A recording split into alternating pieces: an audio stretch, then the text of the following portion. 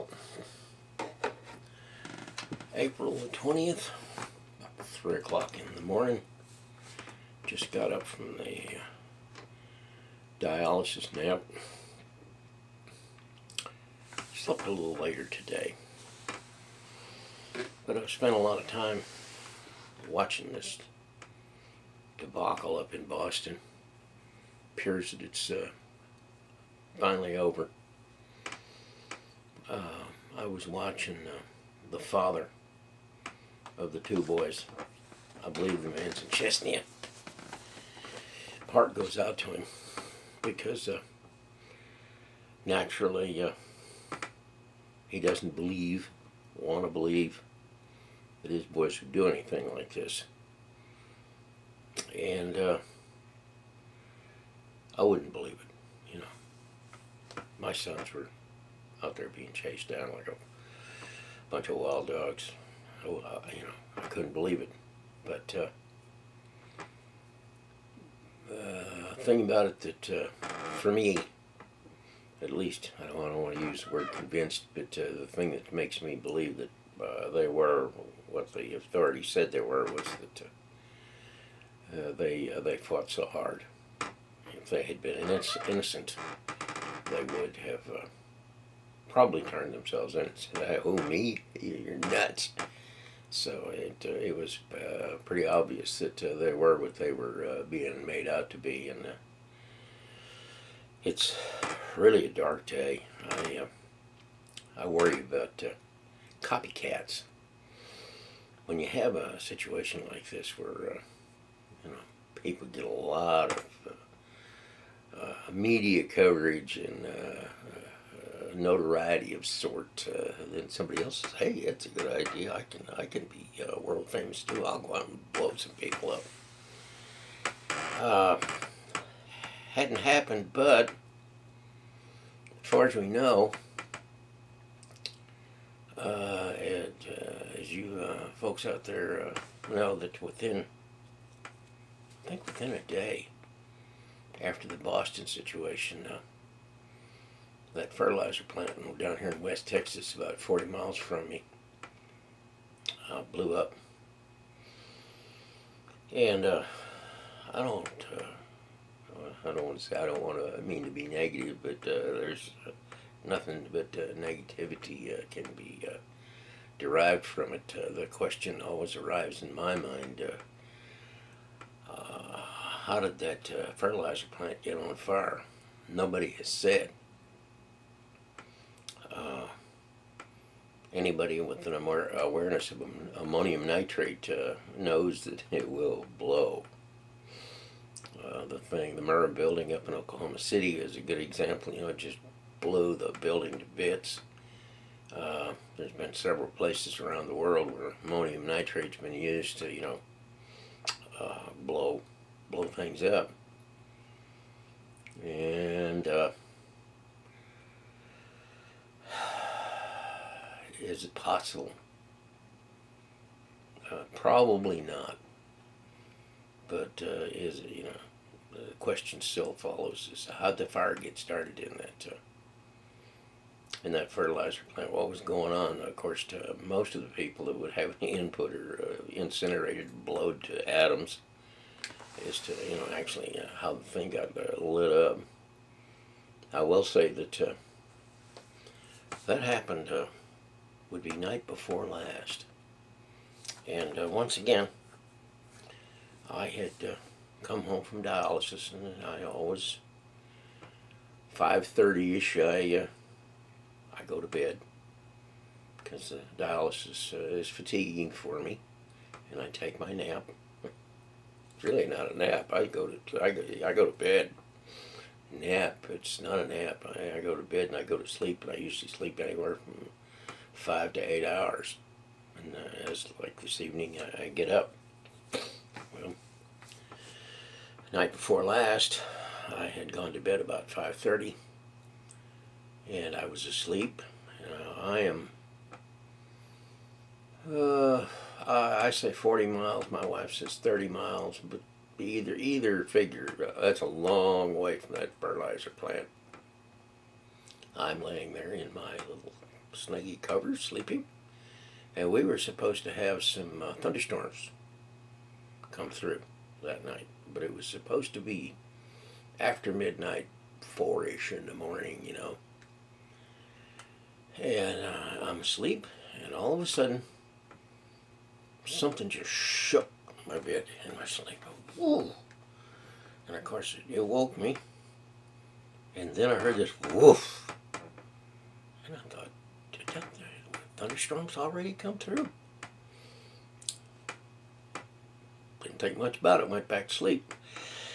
Well, a couple hours later, the wife was shaking me, wake up, wake up. Brian called, Cooter, those of you that watch Brian's stuff. Brian called, said the fertilizer plant in West had blown up.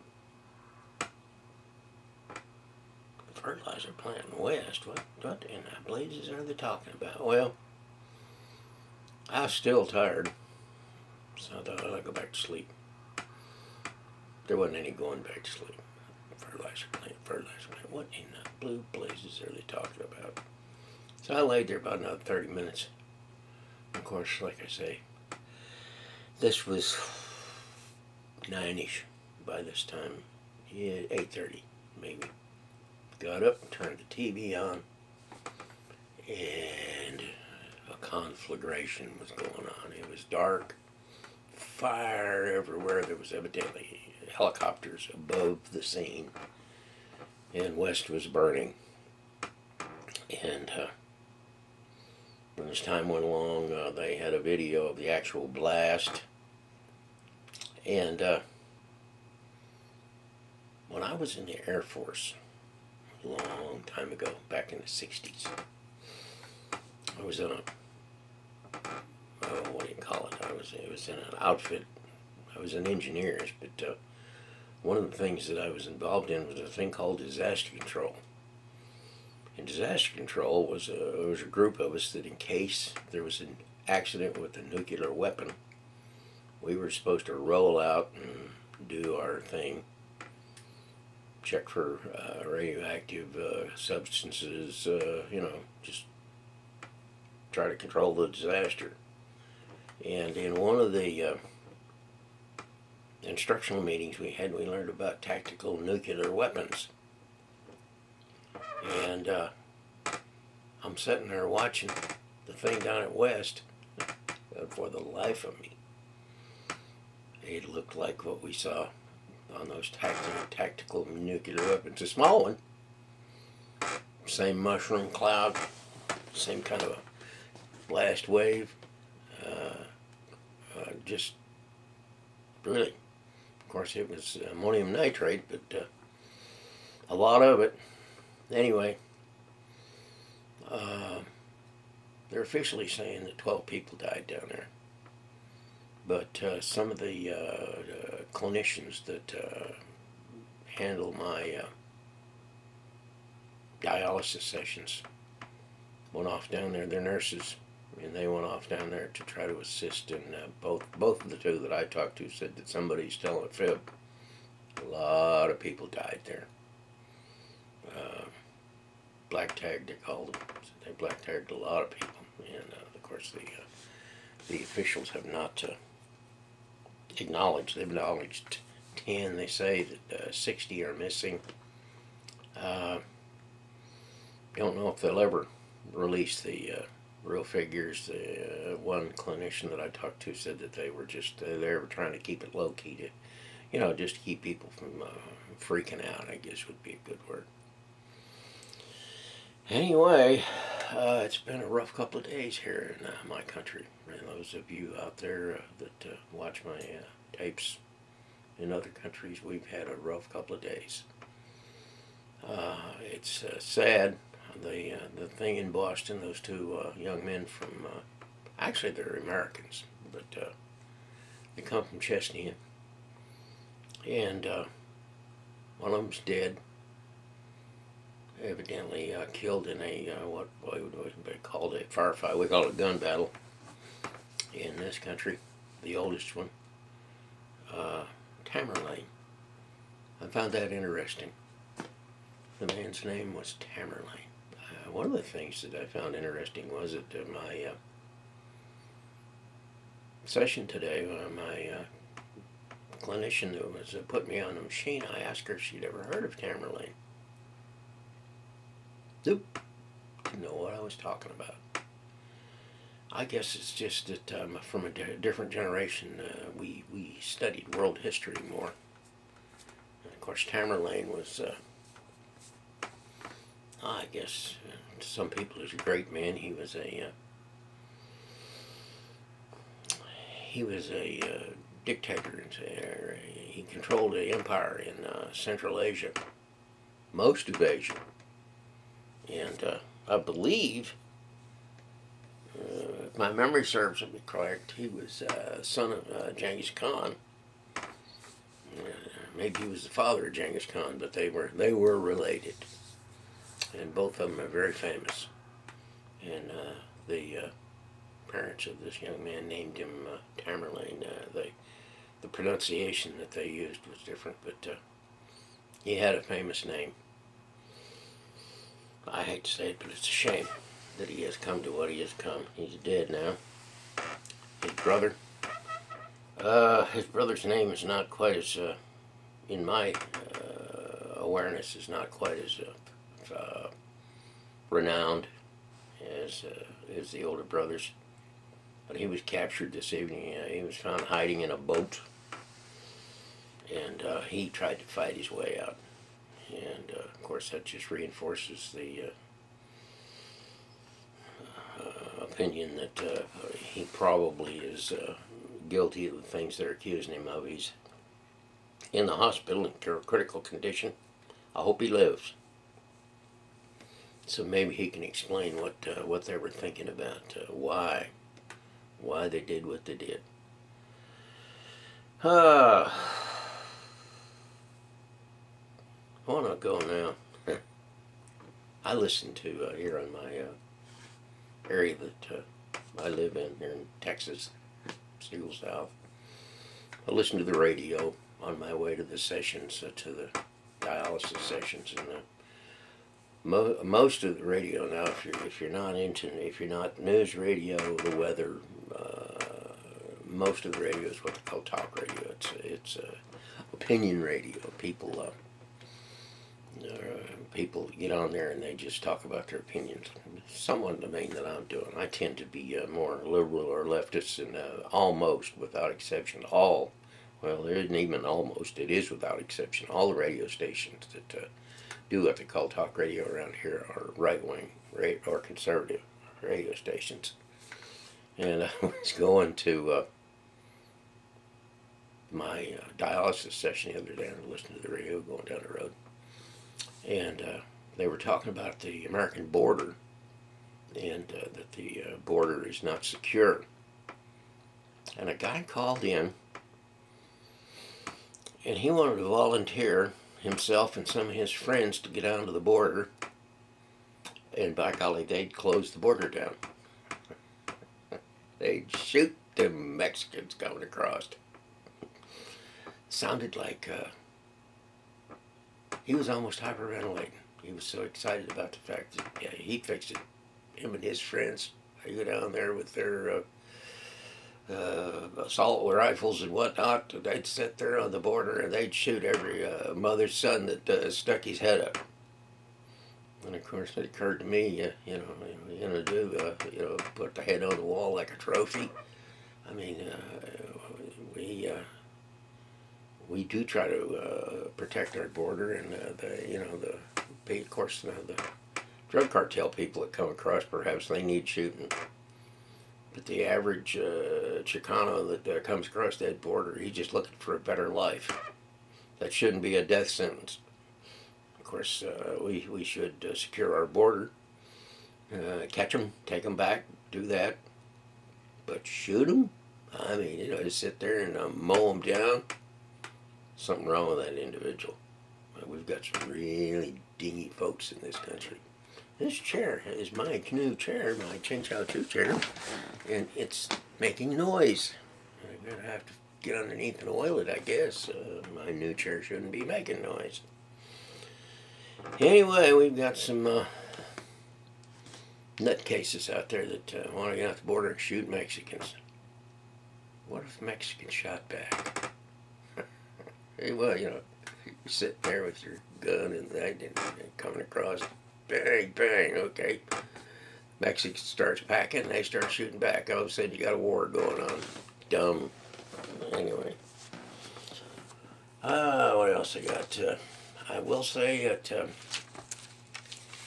we're getting ready to head out for Sigel North. This, we call this Sigel South. This is here in Texas. And Sigel North is up in New York, in the southern tier of New York. About 40 miles south of Buffalo, down in the hills. And this being April, and by the way, it's cold here at Sigel South. It's not supposed to be cold. In fact, it almost froze last night. And it's snowing in large parts of the country. What happened to global warming? If it keeps going the way it is, it'll still be snowing when we get up Sigel North. I don't want that to be. But we're getting ready to go.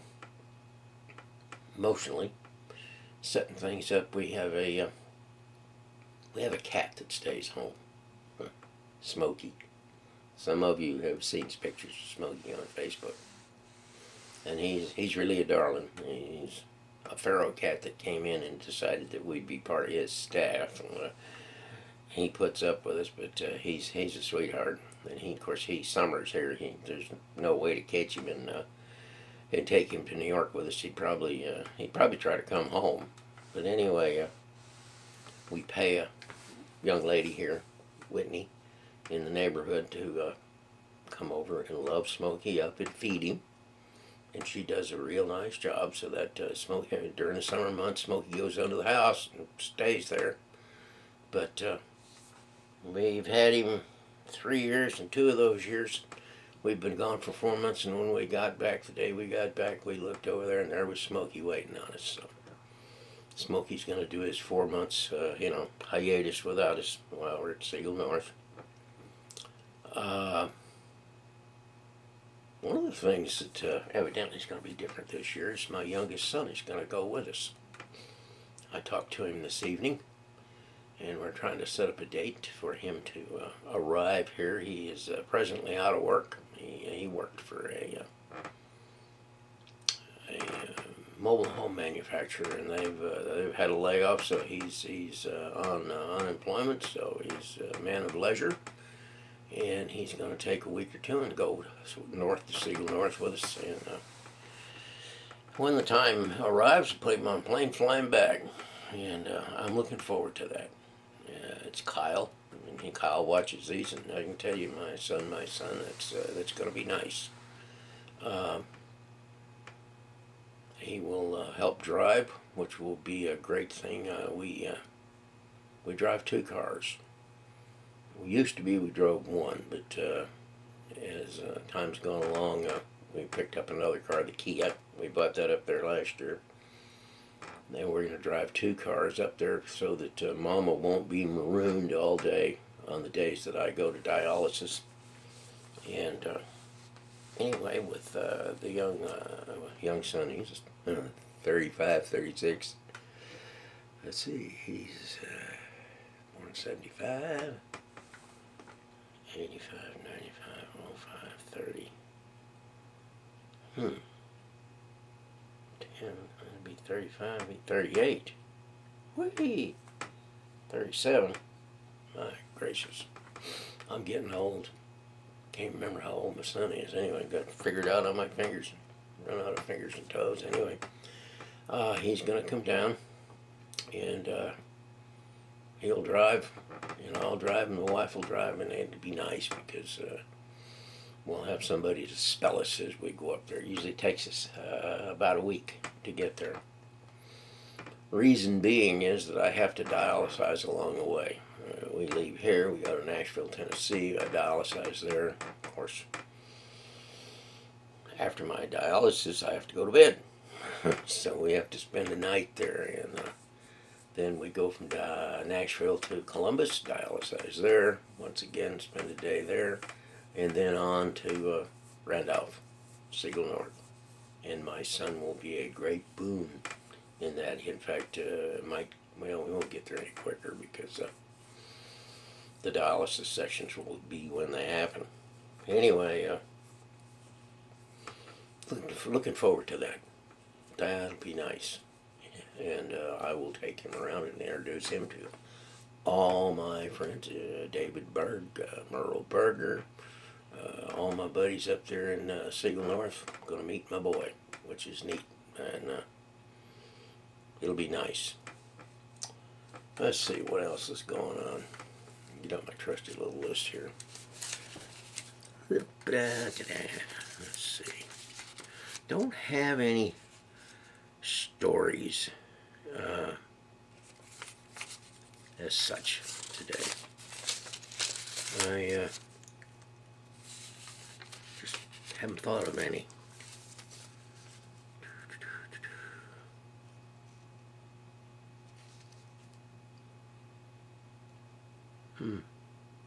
Oh boy, yeah, I was going down on Bush, George Bush. I was gonna make this. I was gonna make this a George Bush dissertation. I'll show you a picture here, and I really don't have the time because I've done what I've done. But I've always thought of George as a bit of a buffoon. He's not. I think history will prove that George was the worst president we ever had. I'm not sure how this will show up, but as a point of reference to George's mentality, he was in a meeting, I believe in Europe someplace. Where was he? Russian TV captured this. It's not exactly Presidents Gone Wild, but for the normally staid group of 8, it was a summit of 8 video. President Bush, for whatever reason, he walked up behind the German Prime Minister, which is a woman, in front of the world and started rubbing her shoulders. Now, I don't believe this is cup etiquette. This is just not the way you do things, and I'm going to try to see if this will show up. There's George, and he walks up behind her, and he does that. And naturally, of course, she just kind of squinches up, like, "What are you doing?" and turns to him, and he's turning away. But who in their right mind at a world conference walks up and grabs a woman by the shoulders and does that? I mean, that's is that a slip? I don't want to call it stupid, but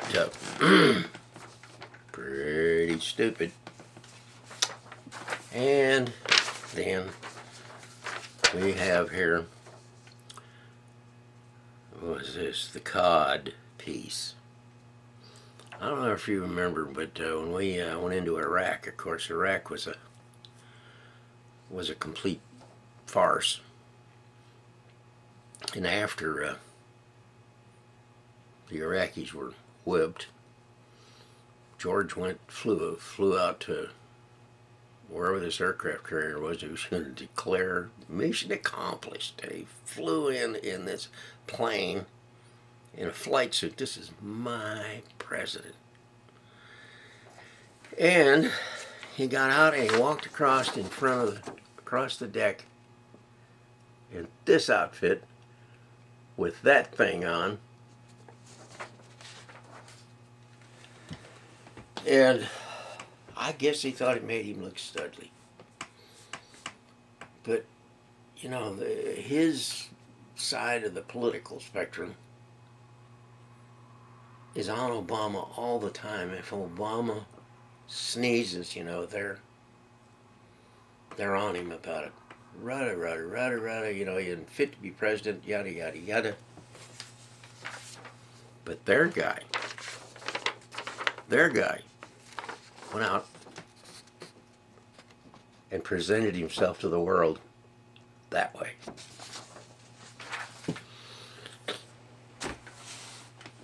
My president. Sad. Anyway, I was going to spend the whole thing going after George. I have a fairly extensive list, but the world situation has been such and has taken over what's going on. Like I say, not the world situation here in the United States. The thing in Boston, the thing in West. It's kind of stopped me. I'm at a loss for words. I don't know. I don't have enough insight yet as to what these young men were thinking about to really have an opinion as to why they did what they did. I am afraid that they're going to create a whole bunch of copycatters. Anyway, we're getting ready to head out to Sigel, North. Of course, probably the time I'm going to be talking about Sigel will be about 4 more weeks, maybe 5 weeks. So I do about one of these a week, so you're going to hear me talking about it. But I am looking forward to it. And that's about it.